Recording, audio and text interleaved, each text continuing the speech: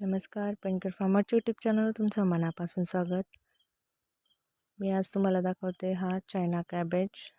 मागच्या वेळी मी जो व्हिडिओ काढला होता याच्यातला तो खत टाकताना आणि खुरपणी करताना दाखवला होता.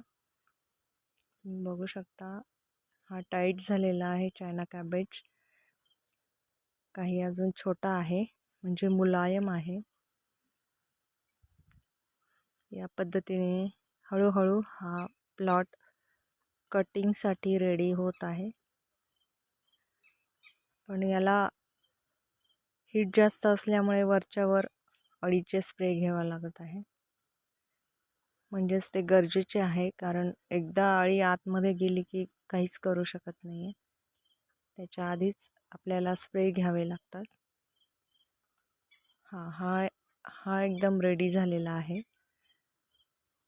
म्हणजेच ज्या पद्धतीने टाईट झाले की वजन होतं आणि त्या पद्धतीने हे कॅबेज रेडी होतात. याला पेपर रॅपिंग करून आपण जे फ्लावरच्या रेड कलरच्या नेटच्या बॅग असतात ना, त्या बॅगमध्ये आपण भरून पाठवतो.